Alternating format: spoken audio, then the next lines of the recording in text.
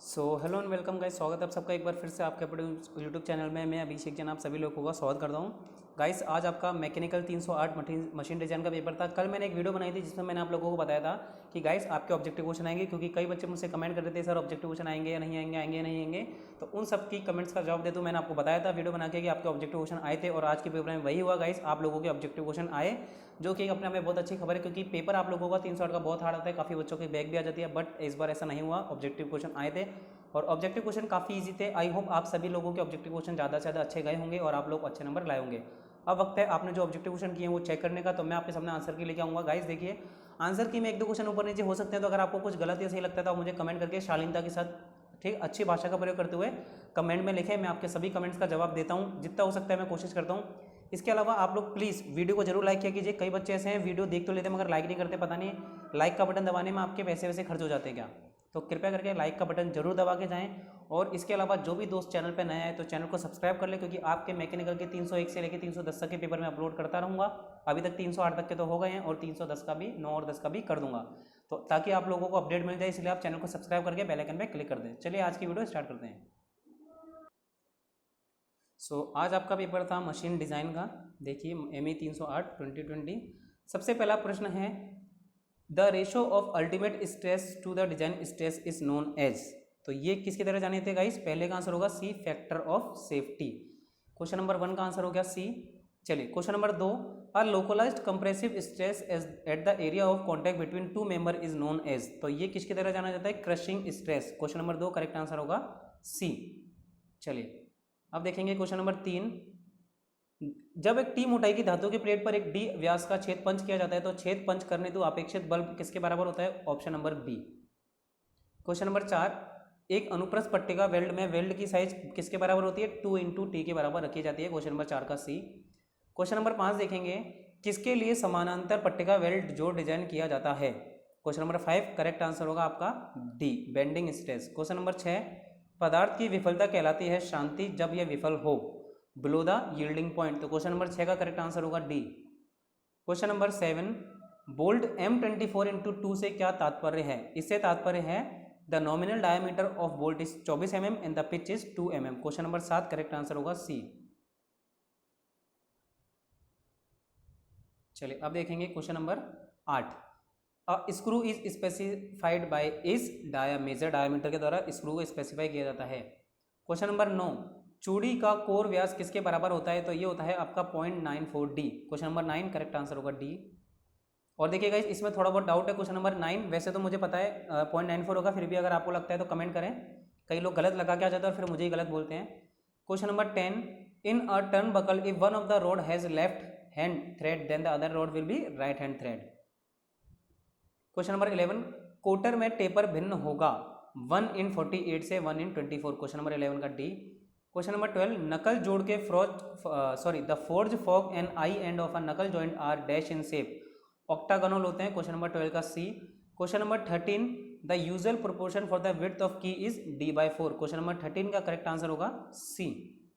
चलिए अब देखते हैं question number 14, the same value of shear stress in the flange coupling made of cast iron is 14 Nm/mm²। Question number 14 का B.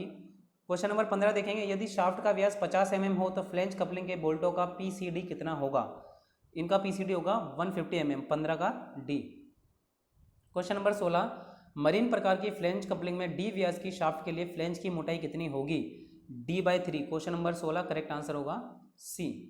चलिए question number 17 देखते हैं, what is the advantage of putting rubber bush on the pin of a bushed pin flexible coupling. तो इसका advantage होता है shock movement absorb हो जाते हैं इसके। क्वेश्चन नंबर 17 का डी होता है, हो गया answer. Question number 18, two shaft will have equal strength if. तो दो शाफ्ट की लेंथ इक्वल कब होगी गाइस? जब twisting movement of both the shaft is same. Question number 18 correct answer D. चलिए क्वेश्चन नंबर 19 देखेंगे, design stress for a shaft with keyway is equal to dash time the design stress for shaft without की।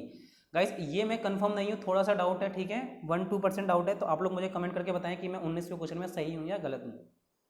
Question number 20, two shaft P and Q of solid circular cross section are identical except for their diameter dP and dQ. The ratio of power transmitted by shaft P to that of shaft Q is B option correct होगा इसका, ठीक है। Question number 20 correct answer होगा B. चलिए question number 23 देखेंगे। एक 300 mm चौड़ी घिरनी की सतह पर 9 mm की क्राउनिंग की जाती है। क्वेश्चन नंबर 21 का ए ऑप्शन। क्वेश्चन नंबर 22 घिरनी की चौड़ाई होती है greater than the width of length belt. Question number 22 का C. Question number 23 the ratio of the maximum fluctuation of energy to the dash is called coefficient of fluctuation of energy. तो energy to the के बाद आएगा आपका work done पर cycle यानी कि D. तो करेक्ट आंसर हो गया आपका डी। चलिए अब देखेंगे question number 24। In a spring Wahl stress factor K increases very rapidly as the spring index C decreases. Question number 24 का बी। क्वेश्चन नंबर 25 जब एक संपीड़न कुंडलीदार स्प्रिंग को 3 भागों में काटा गया हो तो प्रत्येक प्राप्त स्प्रिंग का कड़ापन क्या होगा? 3 गुना हो जाएगा। देखिए 3 हिस्सों में काटा गया तो 3 गुना इसका कड़ापन हो जाता है। क्वेश्चन नंबर 25 का C. Question number 26 When the diameter of journal and bearing are equal then the bearing is called, तब बेरिंग को फिटेड जॉइंट जनरल बेरिंग कहा जाता है। क्वेश्चन नंबर 26 का ए। क्वेश्चन नंबर 27 यदि एक बेरिंग 305 नंबर द्वारा नामोदिष्ट किया जाता है तो प्रवेदन का साइज क्या होगा? प्रवेदन का साइज होगा आपका डी 25 mm। क्वेश्चन नंबर 27 का D. Question number 28 which of the following is not an example of thrust bearing. तो गाइस देखिए थ्रस्ट बेरिंग में कई लोग सी लगा के आए होंगे जबकि थ्रस्ट बेरिंग और कोलार बेरिंग दोनों सेम ही है, एक ही नाम है। तो सी ऑप्शन तो इसका होगा ही नहीं। इन तीनों में से इसका बेस्ट ऑप्शन होगा स्प्लिट बेयरिंग। तो आप लोग एक बार चेक कर लीजिएगा और मुझे आंसर बता दीजिएगा। अब आएगा question number 29। In a bell crank lever the 2 arms of the lever are at angle of 90 degree. Question number 30 lever में प्रयास भुजा तथा भार भुजा का अनुपात क्या कहलाता है? लीवरेज कहलाता है। और भार भुजा तथा प्रयास भुजा का रेशो मैकेनिकल एडवांटेज कहलाता है। तो 30 का करेक्ट आंसर ए होगा। कई लोग बी लगा के आए होंगे बट आप लोग गलत आंसर लगा के आए हो।